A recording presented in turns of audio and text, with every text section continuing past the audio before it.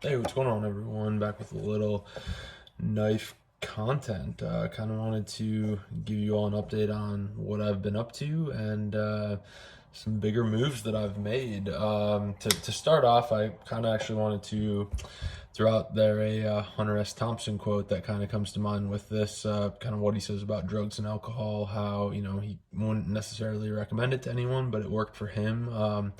That's kind of the boat that I've been in. So recently, I've definitely done a lot of reflecting on my collection, and although certainly most of my knives have a place in my EDC, to be honest, I just flat out wasn't carrying a lot of them. And case in point, I recently ended up selling my McNeese 3.5 in Magna Cut. I also ended up selling my Jaeger M. I'm kind of calling the herd a little bit and just getting back to the knives that I carry on a daily basis. And, you know, enter in like this Chris Reeve and Cosi. Again, this is a knife art special edition, or a knife art run where it has the carbon fiber show side, S45 VN in this, in Cosi design blade. I found myself carrying either this or one of my Sebenza 31s basically every day. So normally, if I get a new knife in, I'm like, oh, I want to make a knife video about that, and I'll, religiously carry it and test it, whatever. But recently, like this past week, I mean, I was just too blocked all week, crazy, crazy work week, and I ended up picking up a Sebenza 31 almost every single day. And so that really got me to thinking that, what knives do I want to focus on? What knives am I passionate about and actually going to pick up on a daily basis? And I really got to thinking, what is my perfect EDC? I really love carbon fiber. I love titanium. Fidget value is definitely important to me. Fit and finish, quality, also a quality clip, which we'll talk about that in a second. I ever since I got this Chris Reeve large in Cosi and carbon fiber, and then the Sebenza large in carbon fiber, they're just like they're great blades. But then I got my hands on that. I'll post a picture right here, that small Sebenza in Damascus, and completely fell in love with the Damascus versions of Chris Reeve blades. And want to talk a little bit about that because I have kind of built a Frankenstein of sorts, and I wanted to use this video to kind of unleash it on the world and hopefully get your thoughts on it. Thanks for tuning in. So I am planning on doing another making amends video here pretty soon. I'm going to get into it, but kind of the drama surrounding, S30V versus S35 VN versus S45 VN, et cetera, et cetera, et cetera. But from what I could tell, no one could really turn their nose up at the Chad Nichols boomerang Damascus that Chris Reeve uses for their Damascus versions. And I kind of got lucky a little bit. And actually, my buddy Devin, he kind of tipped me off on large 31s dropping in Damascus. I was able to pick up one of those with the intent to switch the blade over because, again, loving this carbon fiber show side.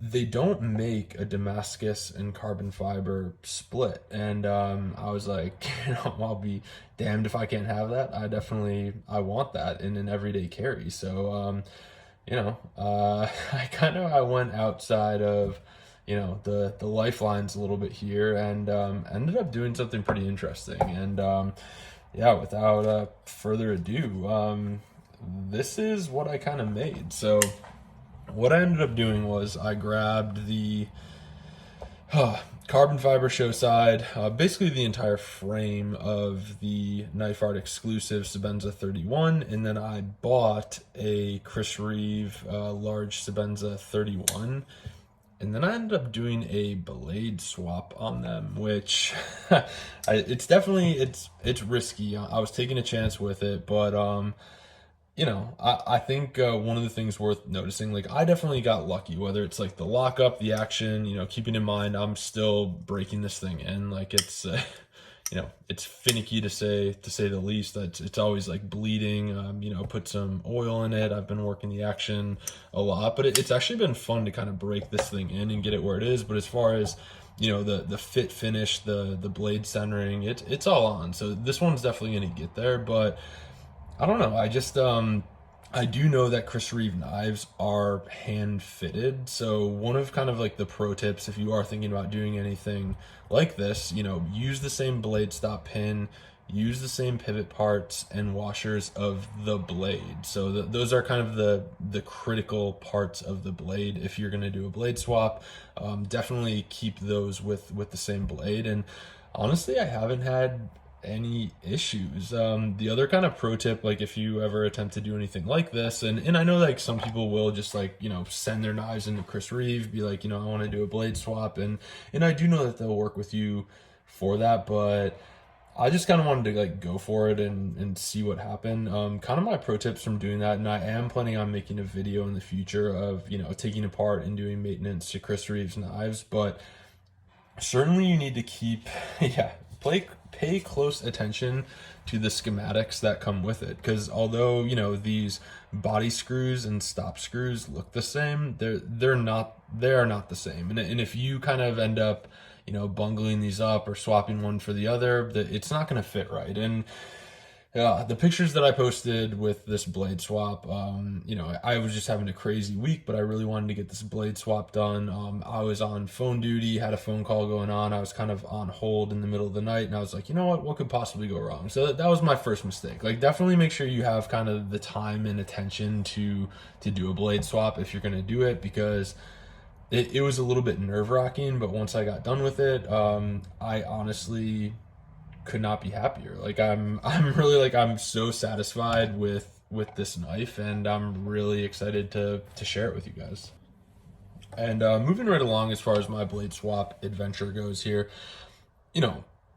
this is for all intents and purposes a $1,500 Chris Reeve at this point, right? So I had to buy a large 31 in Damascus, I had to buy a large 31 in carbon fiber, switch the blades, and then also, again, can't say it enough, like Chris Reeve, like their OEM clips are doo-doo. Like they're trash. Like every single one that I've messed with has been terrible, but again, I was able to get a couple of these Purvis Damascus clips. I'm not crazy about the Damascus. Honestly, if this was just stonewashed titanium, I would be, happier than a pig in shit, but this is the one that I got, and it makes a huge difference. Just the regular ones are so spongy, and you don't have to spend a ton of money on, an aftermarket clip. Certainly there's some to be had for, $50 to $75.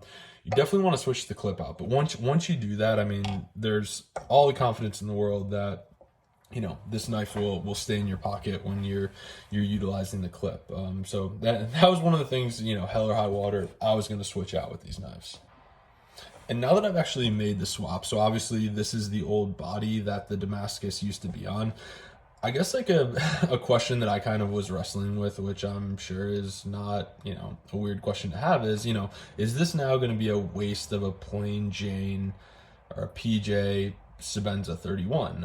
I don't think that it is, but would I ever sell this one? Like, absolutely not, because like, I always keep it in the back of my mind, even though I do use these, like Lord knows I carried this one in this configuration every day since I've made the swap, but it's not lost on me that if I ever wanted to get rid of this, it would be a tough sell. Like I would definitely want to switch these back before selling them, and then unfortunately, I mean, you could kind of throw caution to the wind and just sell this like, hey, like I know the box says that it's a, boomerang Damascus. It's not. It's S45 VN. Like that. I don't think that's a really good way of doing business. I did initially just leave this knife in parts in the box, and I was like, I'm not going to use it, whatever. But I actually will use it. Like I just kind of was like, had a few minutes to spare. I was like, I'll throw this thing together, and it really is nice. Like I do like the plain Jane version of this, but this is like my dream knife, and I was able to kind of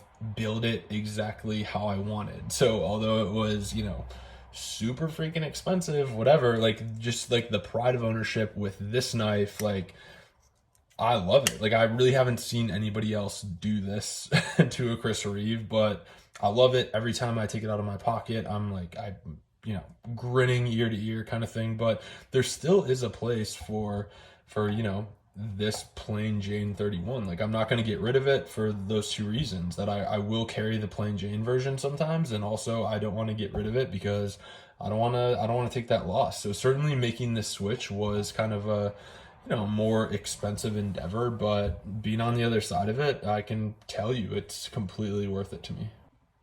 So kind of like rounding this out, the last thing that I wanted to mention, like you all know from my videos, I'm not a lanyard guy, and that has not changed at all. Again, this, regular version did not come with a lanyard, and I don't plan on putting a lanyard in there, but I do kind of like the blue contrast that this plug has. So this lanyard, it's free floating. You got that blue barrel spacer in the back, and then the blue thumb stud.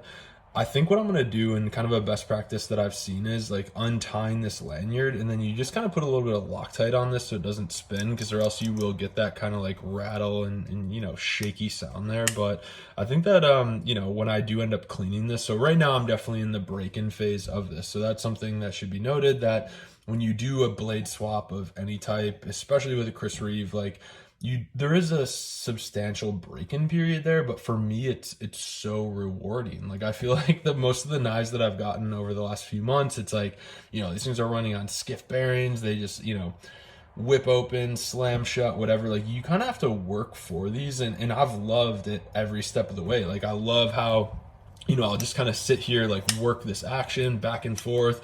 It'll bleed a little bit of oil, like definitely like dirty oil, clean that up. So, I think I'm going to give this a little bit more, like maybe a few more weeks of carrying it like this. And then I will take it apart again, clean it up, throw new oil in there. And then I am going to be using Loctite and then removing this lanyard. And then this knife will be perfect. Like this is the knife that I've always wanted, and kind of like what I've dreamed of as far as like an EDC knife goes. So that's definitely next on my radar, and I'm really excited to continue to break this thing in. The next thing, and again, so I'm done. I'm done with this, with my Frankenstein Chris Reeve 31 that I made. The next thing that I did end up getting in is a Chris Reeve Zahn, an S45 VN, and I haven't owned one of these in a while, but I got it 2 days ago, and I've been carrying it nonstop, and I really do.